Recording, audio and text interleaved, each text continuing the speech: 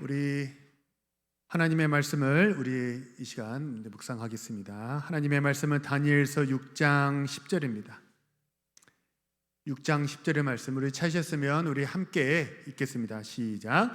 다니엘이 이 조서의 왕의 도장이 찍힌 것을 알고도 자기 집에 돌아가서는 윗방에 올라가 예루살렘으로 향한 창문을 열고 전에 하던 대로 하루 3번씩 무릎을 꿇고 기도하며 그의 하나님께 감사하였더라. 아멘. 이 시간은 우리 광고 드린 대로 우리 한영생 원로 목사님 나오셔서 성숙한 성도라는 제목으로 말씀을 전해 주시겠습니다. 우리 오랜만에 오셨는데 우리 한번 할렐루야를 함용하시죠. 할렐루야. 감사합니다.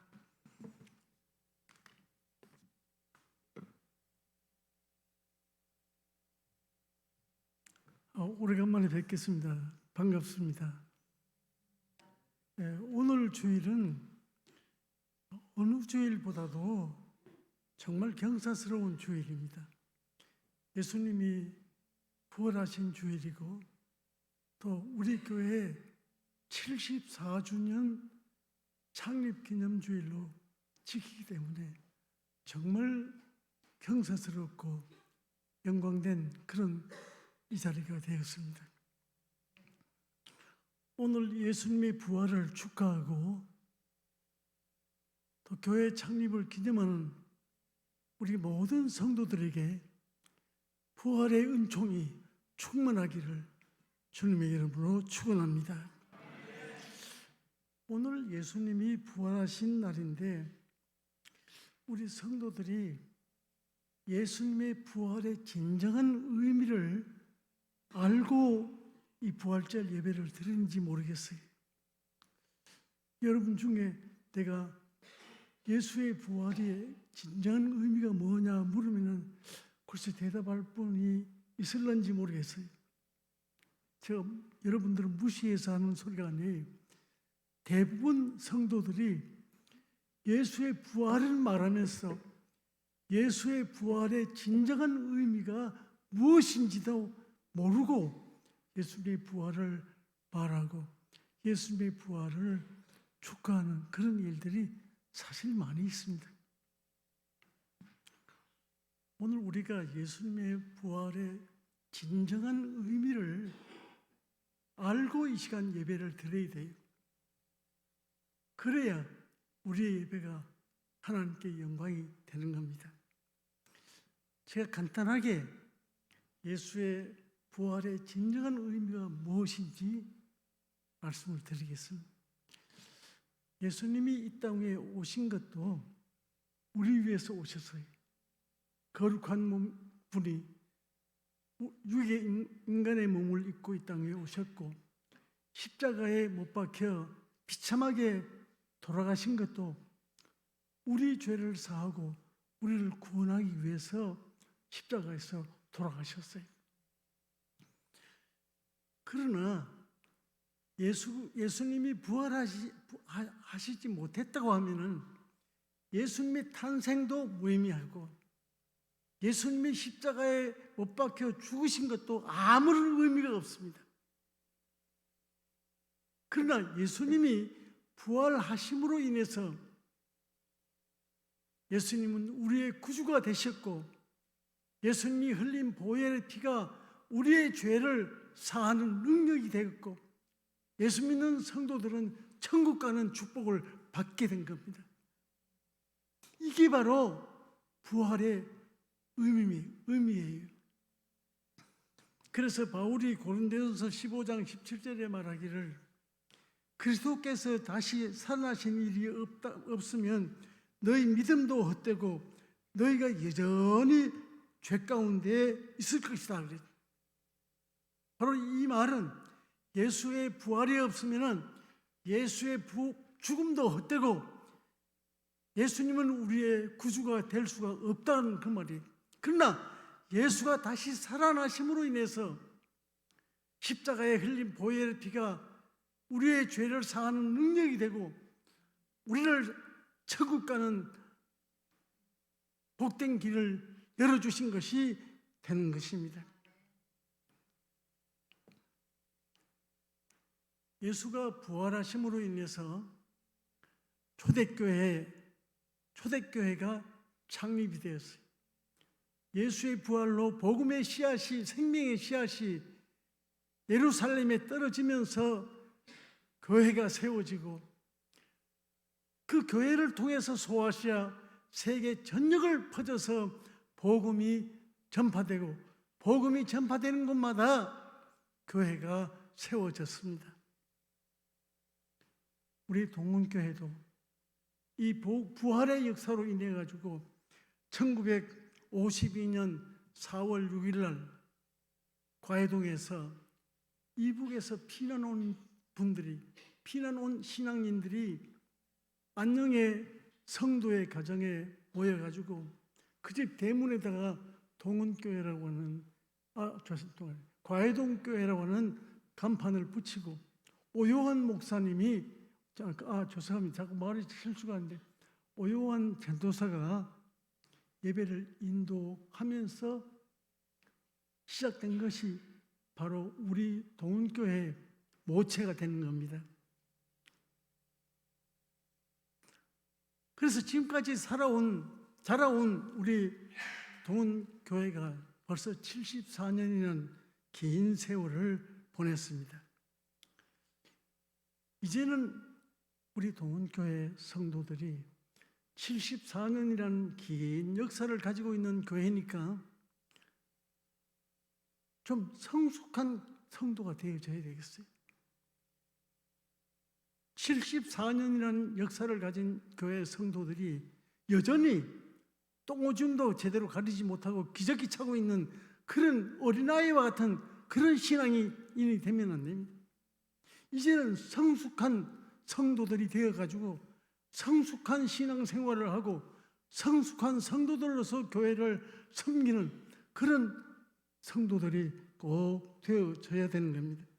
그런 의미에서 제가 오늘 설교 제목을 성숙한 성도라 하는 제목을 정했어요. 부활절이지만은 부활절과 교회 기념일이 겹쳐져 가지고 사실 제가 머리가 좀 복잡했어요. 이 어디다 기준을 맞춰가지고 설교를 할까 하고 좀 당황스러웠습니다. 저는 본래 실력이 없는 사람이기 때문에 그래요.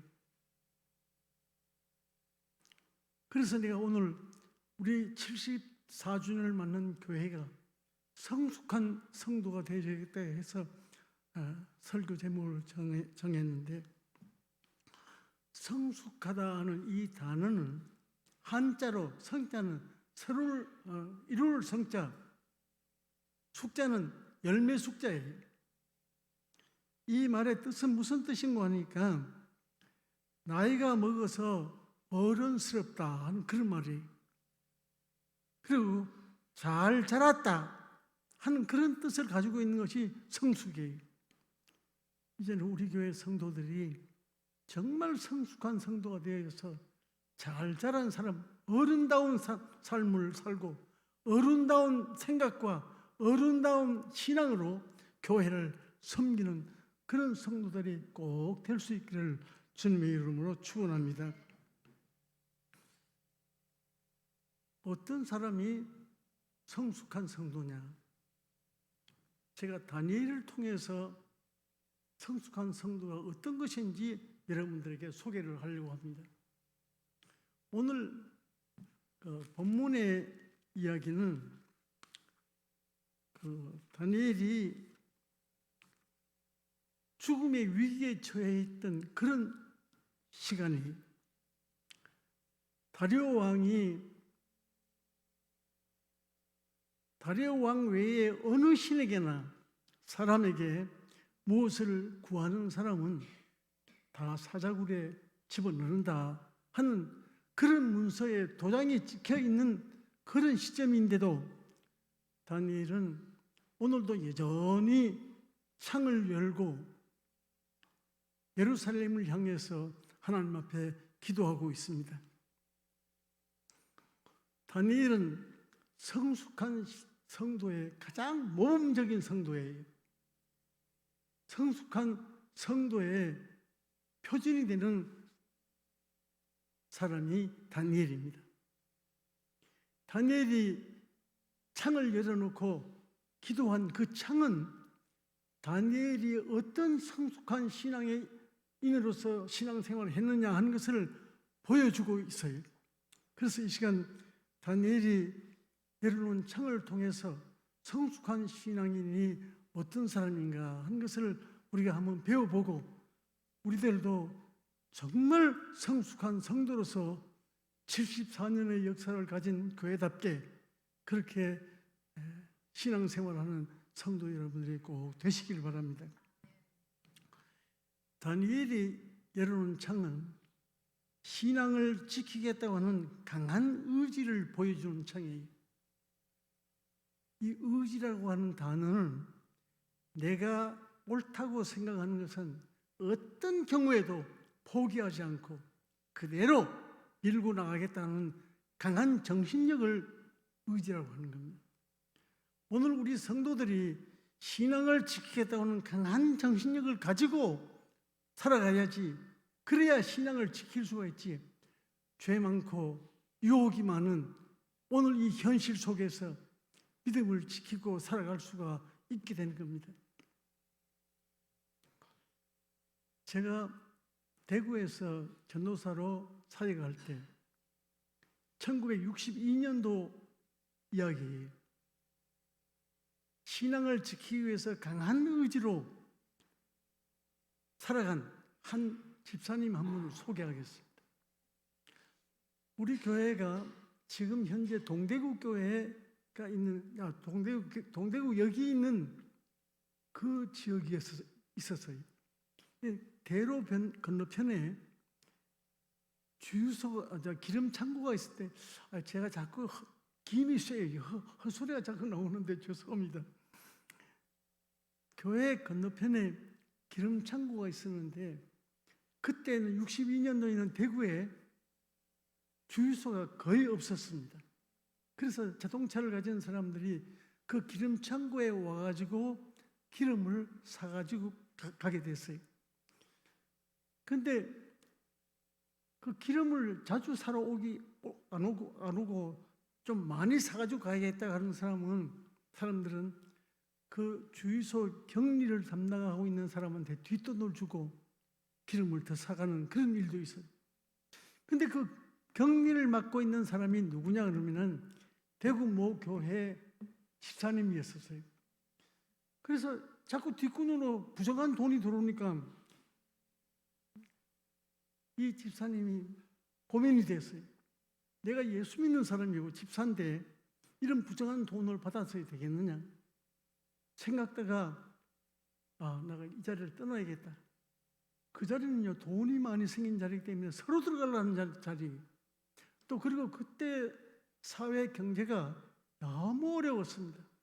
밥도 제대로 못 먹고 어려운 사람들은 밥도 제대로 못 먹고 빚이 사다가 양식을 대신하고 또 막걸리 찢기 그거 사다가 파는 거 시장에서 그때는 막걸리 찢기 시장에서 팔았어요. 그걸 사다가 끼를 대신하고 또 꿀꿀이 죽을 시장에서 사다 먹었어요. 꿀꿀이 죽을 아시는 분이 있으려는지 모르겠어요. 그 꿀꿀이 죽은 아무 데나 있는 게 아니에요. 미군 부대가 있는 그 지역에 그 꿀꿀이 죽이 있습니다. 그 꿀꿀이 죽이라는 것은 미군들이 먹다가 버린 음식 찌꺼기, 빵, 고기, 과일 이런 것들이 있는 그런 음식물 찌꺼기를 미군 부대 식당에서 근무하는 그 노무자들이 한국인 노무자가 그걸 상인들에게 팔아요. 그러면 시장에서 상인들이 그걸 사다가 끓여가지고 파는 게 그게 꿀꿀죽이에요. 거긴 담배꽁초도 들어있고 온갖 잡탕 음식물이 다 들어있는 거예요. 그렇게 어려울 때, 경제적으로 어려울 때 사실 웬만한 신앙인은 유혹을 받게 마련이에요. 지금 내가 당장 배가 고프고 우리 식구가 지금 굶고 있는데 이 부정한 돈이라도 눈 찔끔 감고 하나님 용서하세요. 하나님 좀 눈 감고 계세요. 내가 이거 돈 좀 챙겨야 되겠습니다. 그렇게 유혹을 받을 수 있는 그 자리에 그리고 그러나 그분은 내가 신앙을 지키기 위해서는 이 돈을 받아서는 안 된다. 그리고 그 자리를 박차고 사임을 하고 나가버렸어요. 여러분, 우리가 신앙을 지킨다고 하는 것은요, 식은 죽 먹듯이 쉬운 게 아니에요. 정말 내가 이제 소개한 집사님과 같이 그런 각오를 가지고 강한 의지를 가져야 모든 유혹을 뿌리칠 수 있고 범죄 자리에 들어가지 않게 되는 겁니다. 이런 의지가 없으면은 죽에 죽 탄 듯이 물에 물 탄 듯이 술에 술 탄 듯이 흐리멍덩하게 신앙생활을 할 수가 있을지언정 성숙한 신앙인의 생활을 할 수가 없습니다. 불의와 타협하고 그저 적당주의로 살아갈 수 있는 사람이 될지언정 성숙한 신앙인은 될 수가 없습니다. 사랑하는 성도 여러분, 믿음을 지키겠다고 하는 강한 의지를 가지고 성숙한 신앙인의 생활을 꼭 하실 수 있기를 바랍니다. 두 번째, 다니엘이 열어놓은 창은 기도가 요긴하다 하는 그런 창이에요. 지금 다니엘은 죽음 직전에 있는 사람이 조금만 있으면은 사자 울에 던져져 가지고 사자의 이빨에 씹혀서 비참하게 죽을 바로 그런 시점에 지금 놓여 있는데, 다니엘도 사람이니까 생에 대한 애착이 왜 없겠어요? 자, 내가 어떻게든지 살아야겠다. 살 방도가 없을까? 나를 도와줄 지인이 없을까? 나를 도와줄 힘 있는 사람, 정치하는 사람이 없을까? 하고 생각을 하고 찾아보려고 했을 거예요. 그러나 다니엘은 그런 인간적인 방법보다도 하나님 앞에 엎드려 기도해서 하나님과 더불어 대화하고 하나님과 더불어 의논을 했습니다. 사랑하는 성도 여러분, 우리 예수 믿는 사람들은 기도하는 일을 게을리해서는 안 돼요. 기도하지 않고 신앙생활 잘할 수 있는 방법은 없습니다. 만약에 기도하지 아니하면서 신앙생활을 한다 하는 그 사람은 나는 숨 쉬지 않고 산다 하는 사람 말이나 똑같은 말이에요. 나는 분명히 그렇게 알고 있고 믿고 있습니다. 기도 없으면 결코 신앙생활도 제대로 할 수가 없습니다. 그러므로 우리는 항상 기도하는 성도가 되어져야 돼요. 데살로니가전서 5장 17절에 쉬지 말고 기도하라고 그랬죠. 쉬지 말고 기도하라. 이 뜻은 뭐 예배당에 와가지고 여기서 똥오줌 다 싸가면서 밥도 먹지 말고 기도하라, 그 소리가 아니에요. 쉬지 말고 기도하라는 이 말의 뜻은 기도는 장소가 국한되어 있지 않다 하는 그런 의미가 이 말에 있습니다. 우리는 어디서든지 기도할 수 있습니다. 길을 걸어가면서도 기도하고, 차를 운전하면서도 기도하고, 농사를 지으면서도 기도하고, 직장에서도 기도하고, 언제나 기도 생활은 어디서든지 할 수 있는 것이 기도예요. 그래서 쉬지 말고 기도하라고 하는 겁니다. 빌립보 4장 6절 7절에 있는 말씀 보면은 아무 염려하지 말고 기도와 간구로 너희 구할 것을 하나님께 감사함으로 아뢰라. 그리하면 모든 지각에 뛰어나신 하나님의 평강이 예수 그리스도 안에서 너희 마음과 생각을 지키시리라. 여러분, 근심, 걱정, 괴로움이 있을지라도 기도하세요.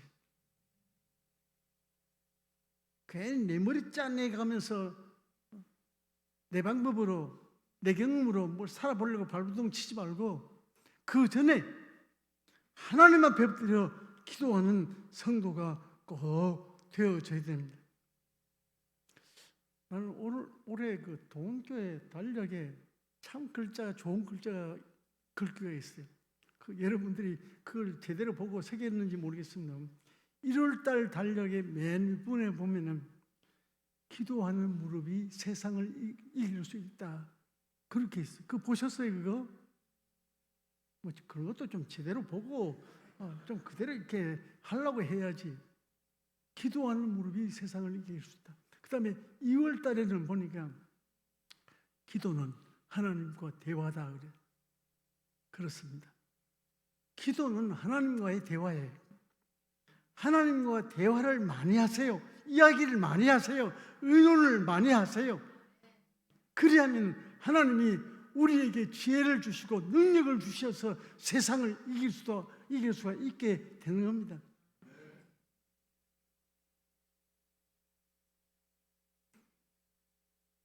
하나님과 의논해가지고 하나님하고 대화해가지고 손해본 사람 아무도 없습니다.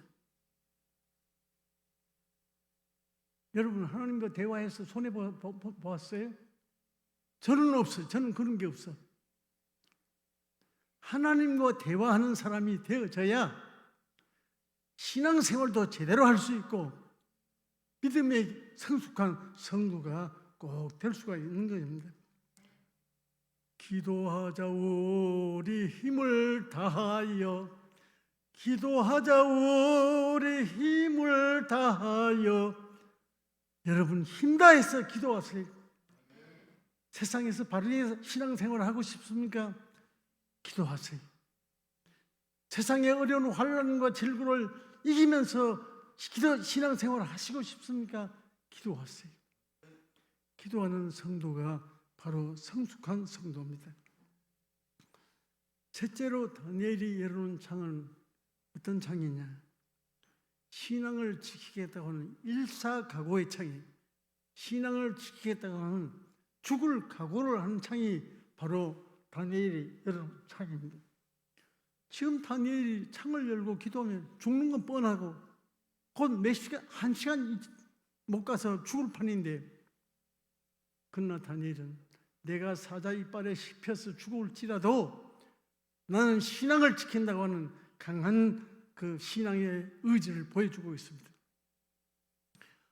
우리 성도가요, 신앙생활 제대로 하려면은 일사각오의 정신으로 신앙생활을 해야 됩니다. 신앙을 지키기 위해서 죽을 각오하지 아니하면은 신앙생활 절대 제대로 못합니다. 죽을 각오하면요, 겁날 게 없고 무서운 게 없어요. 안 될 게 없어요. 나는 이 사실을 군에서 체험을 한 사람이에요. 나는 군에 갈 때부터 신앙에 어긋난 짓은 안 한다. 죽을 각오하고 감옥에 가도 좋다. 그렇게 생각하고 제가 참 매를 많이 맞았습니다. 신앙 지키기 위해서 론산 훈련소에서부터 매 맞고 헌병학교에 가서는 정말 직사의 매를 맞았어요. 겁이 안 나요. 감옥에 가도 좋다 생각입니다. 지금 제가 제 이야기를 하려고 안 합니다. 북한의 한 성도의 일사각오의 정신으로 믿음 지킨 여성도의 이야기를 좀 하겠습니다.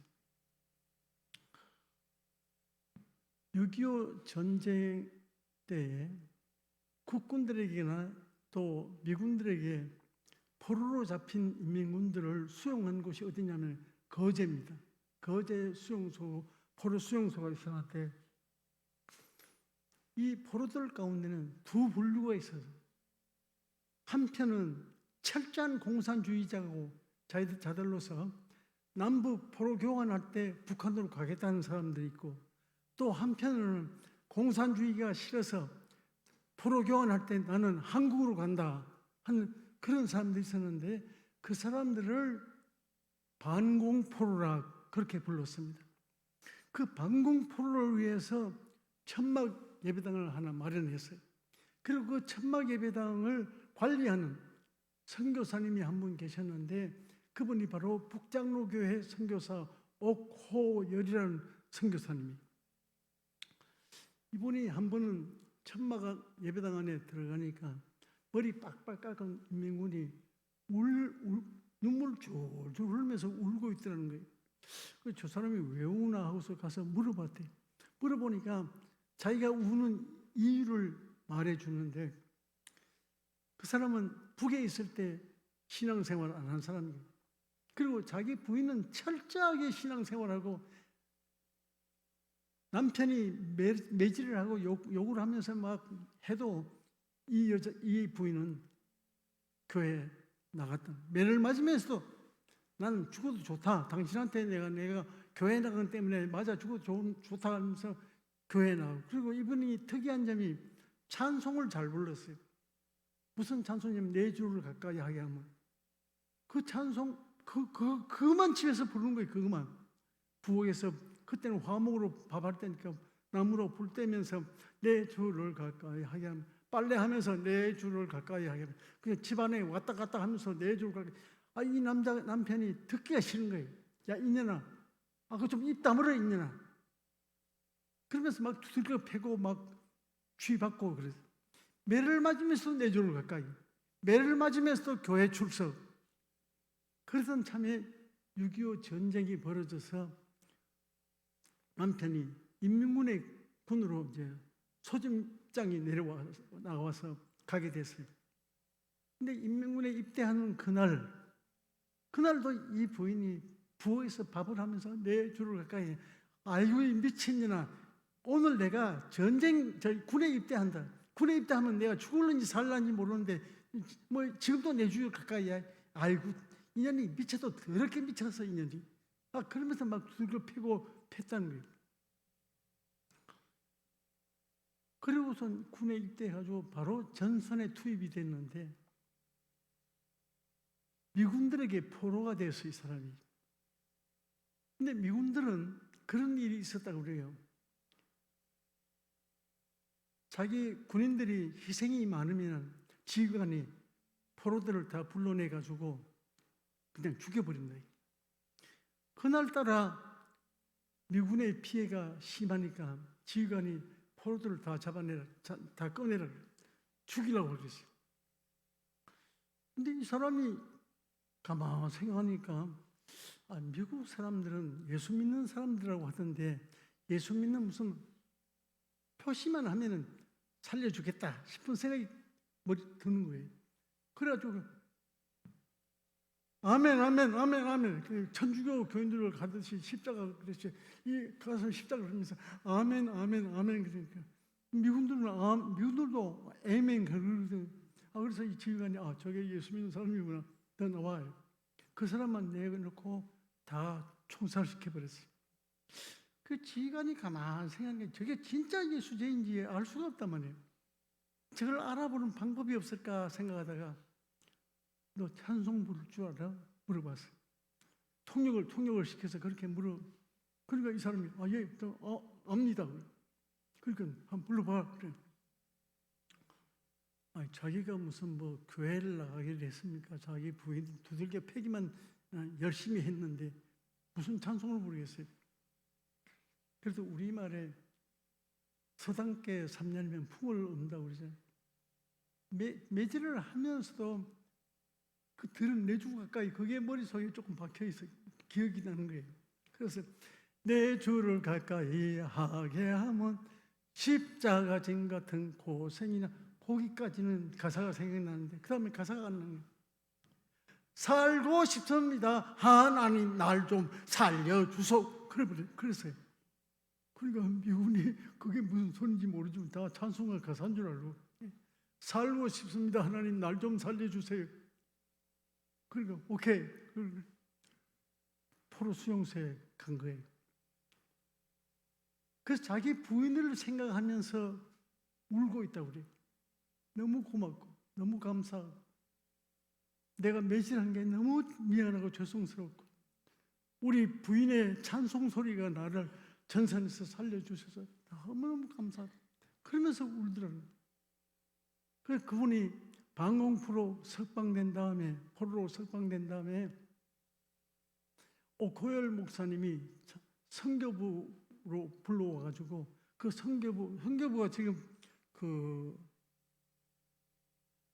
종로 5가에 100주년 기념관 거기가 바로 선교부가 있던 자리예요. 그리 오게 해서 방을 하나 마련해가지고 거기서 살게 해가지고 장로 신학교 장신대 광나루에 있는 장신대에다가 입학을 시켜가지고 목사가 되게 했습니다. 저는 그 오코얄 목사 집에 가끔 가는 일이 있었어요. 그래서 그분 보고 그분 성이 김씨 아저씨 그랬어요. 그 김씨 아저씨가 목사가 된 겁니다. 자기 부인이 죽을 각오로 하고 신앙 지키고 죽을 각오하고 찬송 부르는 그 찬송이 자기를 살려주었어요. 자기를 목사 되게 했습니다. 그분은 서울 지역에서는 목회를 안 했어요. 강원도인지 경기도인지 제가 모르겠는데 시골로 목회를 하겠는데 아마 지금은 벌써 세상을 떠나서 천국에 갔을 거예요. 사랑하는 성도 여러분, 믿음 생활 바로 하고 싶습니까? 성숙한 성도가 되고 싶습니까? 죽을 각오하세요. 일사각오, 이것이 여러분의 정신이 되어져야 됩니다. 일사각오는 바로 순교자의 정신이요 순교자의 삶이에요. 이런 순교자의 정신으로 살지 않으면 결코 믿음 생활을 잘할 수가 없고 성숙한 신앙인이 될 수가 없습니다. 마지막으로 다니엘이 열어놓은 창은 어떤 창입니까? 범사에 감사하는 창이 다니엘이 열어놓은 창이에요. 지금 죽을 사람인데도 감사하다.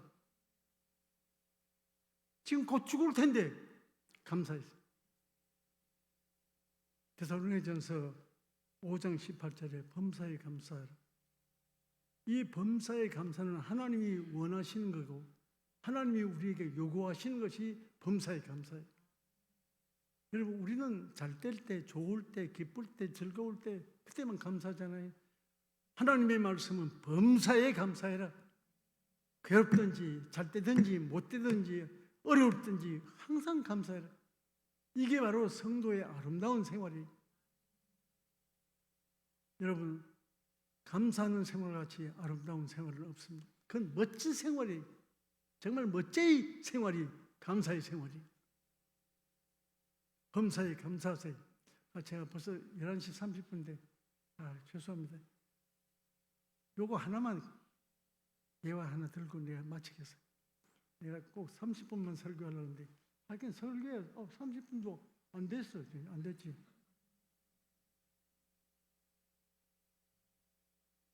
사람을 5명 죽인 죄수가 예수 믿고 마지막 죽을 때 감사 찬송 부르고 죽은 사람이 있습니다. 1962년도 말에 최전방에서 살인사건이 벌어졌어요. 1등병 군인이 자기 대대장 가족 5명을 다 죽여버렸습니다. 그로 인해서 사형언도를 받고 교도소에서 죽을 날만 기다리고 있을 때 이 이야기는 제가 그 사람과 같이 교도소 생활하는 내가 지금 갑자기 생각이 안 나요. 육군 대령이 있어요. 그분 나중에 석방된 다음에 제가 그분에게 직접 들은 이야기는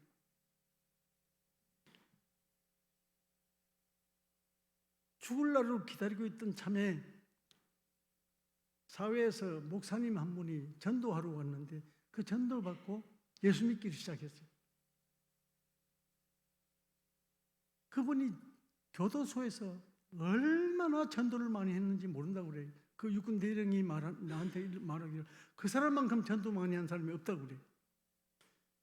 그러다가 이제 사형의 날이 되었어요. 이 군인은 민간인은 교수형이지만 목매달아 죽이지만 군인은 총살형이에요. 육군본부에서 공문이 내려옵니다. 몇 월 며칠 날 죽여라. 몇 월 며칠 날 몇 시, 그러면 꼭 그 시간에 죽여야 돼요. 사형을 집행하는 날이 되어서 앰뷸런스를 타고 거기에 헌병들이 그 사람을 이제 보호하고 헌병차가 앞에서 옛날에는 백차라고 그랬어요. 헌병차가 사이렌을 울리면서 가는데 그 사람 이름이 고재봉이에요. 그냥 울더라는 거예요. 그래서 헌병이 물어봤대. 너 죽을 거 무서워서 우느냐 그랬더니 아니래. 나 같은 죄인이 오늘 천국에 갈 수 있어서 너무너무 감사해서 지금 운다고 그래요. 그 사형 집행장이 어디냐면 소사예요. 그 부천 가다가 보면 중간에 소사라는 동네가 있는데 그 소사 동네 뒷동산 소나무 밭이 사형 집행장이에요. 사형을 집행을 어떻게 시키느냐 그러면 이건 제가 헌병학교에서 배운 거예요. 3m 말동을 1m 땅에 박고 2m 지상에 올라오게 해가지고 거기다 사람을 죄수를 세워가지고 팔을 뒤로 이렇게 돌려가지고 묶고 눈을 안대로 가리우고 가슴 여기에다 심장 부분에다가 표시판을 달고 그 다음에 이제 검사가 묻습니다. 너 마지막에 하고 싶은 말을 해봐라. 그러면 그 죄수가 마지막 거의 다 대부분 사람들이 좀 살려주세요. 근데 살려달라고 해서 그 살려줄 자리가 아니에요. 그런 다음에 군목이 기도하고 그다음에 헌병 10명이 10m 뒤에 서가지고 총을 쏘아서 죽이니까. 근데 고집요인은 그렇게 안 했다고 그래요.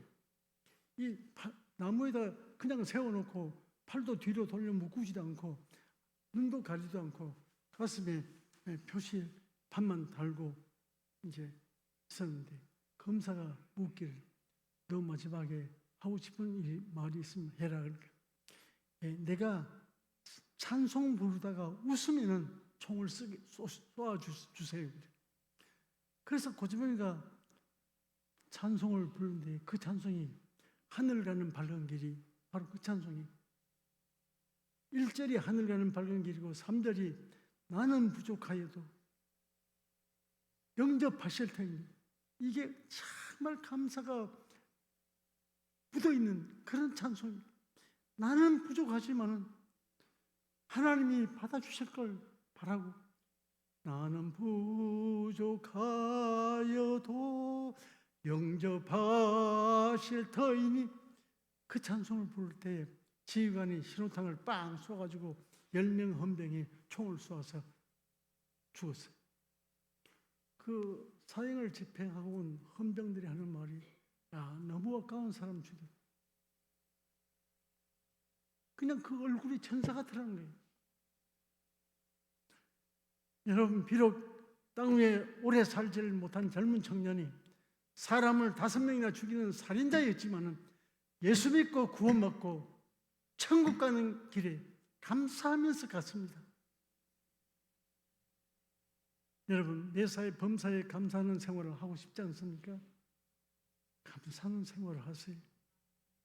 그러면 항상 기쁨이 넘치는 아름다운 삶을 살 수가 있습니다. 이제 제 설교를 마치겠습니다. 다니엘을 통해서 성실한 성도가 어떤 것인지 4가지 제가 말씀드렸습니다. 신앙을 지키게 된 강한 의지를 가지는 사람이 성숙한 성도요. 기도의 요긴함을 알고 기도하는 일에 힘쓰는 성도가 성실한 성도고 신앙을 지키겠다는 일사각오의 정신으로 사는 사람이 성실한 성도고 범사에 감사하는 성도가 성실한 성도입니다. 아무쪼록 우리 동은교회 성도 여러분 성실한 성도로서 믿음의 생활을 바로하고 성실한 성도로서 교회를 잘 섬기고 하나님께 영광 돌리는 이런 축복이 있으시기를 주의 이름으로 축원합니다. 기도하겠습니다.